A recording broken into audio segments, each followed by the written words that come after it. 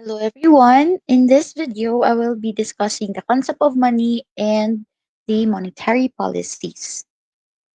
So let's start with the concept of money. So first, we have to ask ourselves, can an exchange occur in an economy without money? The answer will be yes, through the form of barter. So there can still be exchanges that can occur in an economy even without the money. Remember, like so many years ago, prior to the creation of money, our ancestors have exchanged goods with another goods through the system of barter. So you exchange one good that you have and give it up to someone else in exchange for another good that you need but you don't have. However, the um, main problem of barter is first, it's so hard to look for persons that have the very thing that you need. So for example, um daghan kayo kag rice. Nya kailangan ka og meat. So you are willing to give up a portion of your atong rice nimo didto kay let's say palayan. You are willing to give up a portion of it sa imong harvest in exchange for meat. But what if ang imuhang mga silingan walay supply of meat? So tagba pa kag pangita kung asa ka makakita og person na willing i-give up iyang meat for a palay. Let's say naa jud kay silingan nga willing mo give up sa iyang meat but dili man palay iyang kailangan. Lahi man. So dili gihapon mo pwede mag enter into the barter transaction. And second, if ever nag-match jud ang inyong need, so for example, na kay silingan nga kailangan og palay, ikaw kailangan ka og meat, so naa siya supply of meat, so you can actually exchange.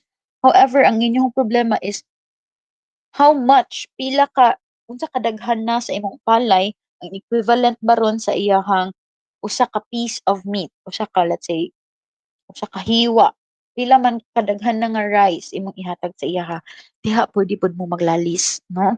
So mao na ang problema nato sa barter nga transaction. Now, through the use of money, we simplify and therefore increase market transactions. Money prevents wasting time that can be devoted to production, thereby promoting economic growth by increasing a nation's production possibilities. So what then is money? Money is anything that serves as a medium of exchange, unit of account, and store of value. So, money, di ay, isn't essentially katong bills, June, or coins. The definition of money is too broad, which means that even if dili siya bill, dili sad siya coin, as long as it could satisfy these three criteria, we can classify that thing as a money.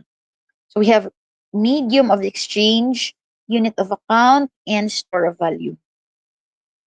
So based on the definition, we can actually point out the three functions of money. First, money as a medium of exchange. Second, money as a unit of account. And money as a store of value.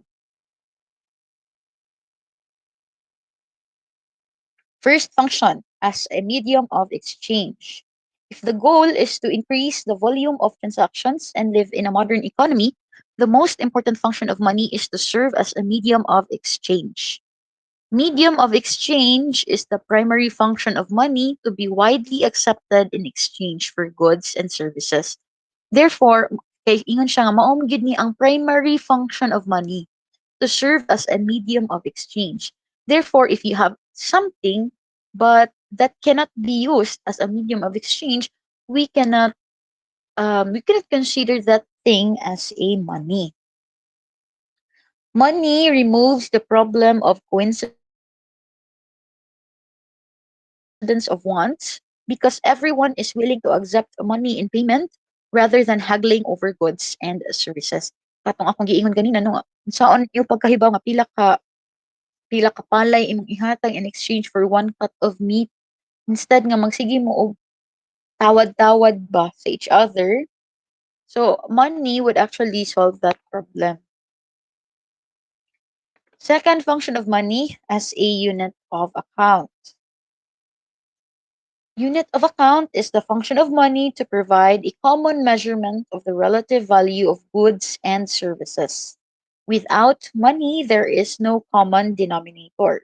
So, through the use of money, we can therefore decide if either, let's say, one pizza will be equal to the value of a box of pencils, or 20 oranges equals 1 quart of milk, and so forth. So, at least, makompare na to sila if um this particular thing has the same value in terms of monetary value with respect to another thing. Next function of money is a store of value. So, can you put shrimp under your mattress for months and then exchange them for some product? Let's say daghan kay ay mong shrimps na mo'y kanang sana siya murag pond ba, fish pond na mo'y fishes dito and nagbuhi pud mong shrimps. Can you put those shrimps under your mattress for months? Ako ning i-save, and then let's say after 6 months ako ning gamiton in exchange for other products. The answer would be no, because 'di ba dili man siya nimo pwede ma-keep forever ang kaning mga perishable goods. Money, on the other hand, serves as a store of value in exchange for some items that can be purchased in the future. So for example, if taguan ninyo ang 1,000 pesos under your mattress, even after 6 months, itan-aon nyo dito na gihapon ang 1,000. Store of value is the ability of money to hold value over time. You can bury your money in your backyard or store it under your mattress for months or even years and not worry about it spoiling. This also means you can save money and be confident that you can spend it in the future. In contrast with barter transactions,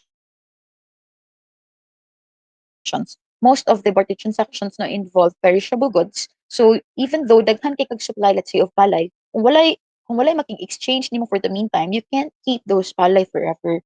So murag naa gyud siya deadline. Okay, unlike for money, let's say if for the meantime wala pa kay ganahan paliton, then you can save your money, and then even after how many months or years even, you can still use that same money to buy the thing that you want on that period na. Let's say after a year. So that's money as a store of value. Next, we should ask ourselves, hey, kani gamit naman kayong credit cards karon, or credit cards money? Ano yata mo ingog yes or no? Let's test it using the functions of money. Now, because credit cards are widely accepted, they serve as a means of payment in an exchange for goods or services. Unsa ganyan itong first function of money? As a medium of exchange. So sa kana nga function, check ba si credit card? Answer is yes. We can use the credit card as a means of payment in an exchange for goods or services. Second, money as a unit of account. Here, the credit card statement and not the card itself serves as a unit of account. 'Di ba? When we say unit of account, maghatag siya na og value. Makakita ta pila iyahang value. If you look at the card itself, kung namoy card karon, tan-awa daw na inyo inyong card. Totoki. Kung naa ba siya value, kay ba mo pila yung value? Dili, 'di ba? Not unless you look at the credit card statement. Or kung naam gani mo app to view the balance of your credit card, nandiya pa mo makahibaw kung pila ang iyahang value. So the credit card itself is not a unit of account, does not serve as a unit of account. So sa kani nga function, X na si credit card, dili siya check no XX. Third, money as a store of value, right? So credit cards clearly fail to meet the store of value criterion. The word credit means, ang sabihin ng credit, utang, no? Means receiving money today to buy products in return for a promise to pay in the future. So you cannot keep your credit card forever. Maoro gyud na siya. Because a credit card represents only a pre-arranged short-term loan up to a credit limit. If the credit card company goes out of business or for any reason decides not to honor your card, then your card is worthless. So for the third function, X pod C credit card. So therefore, our credit card's money, the answer will be no. No. Kaya wala niya na-satisfy ang katong tulo ka functions of money. Now let's look at the early forms of money. Early forms of money. A money could be a commodity money before or a fiat money. Commodity money is anything that serves as money while having market value based on the material from which it is made. When we say commodity money, commodity, goods, nga gihimo siya nga medium of exchange. So for example, let's say sa una, many years ago, let's say na ay isa ka community nga ang ilahang medium of exchange kay, let's say, cheese. So if ganahan ka mo palit og anything, dapat imong ibayad kay cheese. Unya, ang value ani nga cheese is from the material itself, no, not the value that it represents, but the value of its form itself, no. Siya mismo, dili ang something nga iyang gi-represent. That is commodity money. Fiat money is money accepted by law and not because of its tangible value. Fiat money is like our Philippine coins, let's say, or bills. Let's say kanang 20 pesos. 20 pesos. Kung namin 20 pesos nga bill, tanawa daw. Papel raman siya, no? Nga, naray printa. Do you think ang cost of printing this money, kaning 20 pesos, kaabot bang hag 20 pesos, Jud? The answer is no. So, in itself, sa iyaha mismo nga pagkasiya, dili gyud siya 20 pesos. Dili gyud 20 ang iyang value. But because of the value that it represents, naa siya value sa ato nga worth 20. And that is fiat money. Now let's look at money aggregates. Now for purposes of your board exams, mo ni siyang pinaka-importante nga concepts kaning money aggregates. You have M1, M2, M3, and M4. M1 is also referred to as dinaro money. M2 is broad money. M3 is domestic liquidity. And we have M4. Let's look at M1 first. M1 or narrow money. This consists of money in circulation and peso deposits subject to check. When we say subject to check, that means transferable siya, transferable deposits. So again, M1 is money in circulation and peso deposits subject to check, or what we refer to as transferable deposits. So unsa man yung currency in circulation? Kaya man siya consists of money in circulation or currency in circulation. Currency in circulation is equal to currency issue of the BSP minus cash held in vaults of ODCs or other depository corporations. Later on, ako na lang mo inundaan nga ang muhimo sa kwarta nato kay si BSP. Siya ang magpagawas og kwarta diri sa atong economy. So ang currency in circulation is the currency issue of the BSP kung pila to ang gipagawas ni BSP minus katong gihold sa vaults sa ODCs. Unsa man ning ODCs?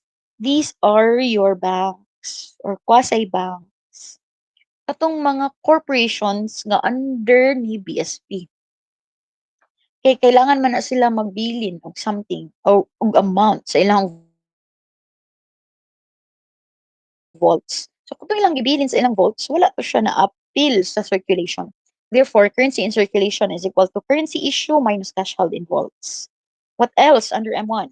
We have peso deposits subject to check or transferable deposits. This includes managers and cashiers checks as well as deposits automatically transferred from your savings to demand deposits. But however, this excludes demand deposits by the national government And ODCs, you already know what is an ODC, ha? Other depository corporations, holdings of checks and other cash items. Next, we have M2 or broad money. M2 is M1 plus other deposits included in broad money such as savings and time deposits. So start with M1, then add the savings and time deposits. Sa maning savings deposits, these are interest-bearing deposits which are withdrawable upon presentation of properly accomplished withdrawal slips together with the corresponding passbooks or by means of negotiable orders of withdrawal for now accounts. NOW, negotiable orders of withdrawal. Then, also included in M2 is your time deposit. Sa maning time deposits, these are interest-bearing deposits with specific maturity dates and evidenced by certificates issued by the bank. Time deposits are your deposit nga dili dayon ma-withdraw. Naa siya specific maturity date. Mo na siyang time deposit huwaton pa nimo ma-expire yung time. Let's say a time deposit nga 5 years ang maturity date. So maghuwat pa kag 5 years before nimo siya ma-withdraw. Napoy 10 years. So the longer the years, the maturity date, the higher will be your interest for that. It's like an investment. So depende nimo kung ganahan kag short-term investment, let's say 3 years ra or 5 years ra nga time deposit. So dapat dili pud ka mo expect na tako imong interest. Interest rate. Let's say 3% only for time deposits with maturity dates of 5 years or less. Yeah, kung mo go ka to 10 years, pwede siya 5% instead of 3% interest. Mas dako ang imuhang income. Then we have M3 or domestic liquidity. M3 consists of M2. So start with M2, then add securities other than shares included in broad money or deposit substitutes. Ang sa maning securities other than shares included in broad money. These are instruments used as an alternative form of obtaining funds from the public other than deposits. So, mao ko na siya ang mga instruments you need to use. When I say instruments, dili siya musical instrument, ha? Instruments or mga documents or means para ka makakuha og additional funds if wala kay mga deposit or kuwang imong deposits. So this is through the issuance, endorsement, or acceptance of debt instruments for the borrower's own account. These represent all types of money market borrowings by banks, like, for example, promissory notes, repurchase agreements, commercial papers or securities, and certificates of assignment or participation with recourse. And then lastly, we have M4. M4 consists of M3. Start with M3, then add transferable and other deposits in foreign currency. These are foreign currency deposits of residents. Okay, so make sure to memorize kaning money aggregates from M1 to M4. So this is the latest data that I have found sa Philippines ni siya nga data. We have here M4, M1, M2, M3 as of January 2020. Okay, so these are computed by our BSP or Bangko Sentral ng Pilipinas. So in our next video, we will be discussing the Bangko Sentral ng Pilipinas.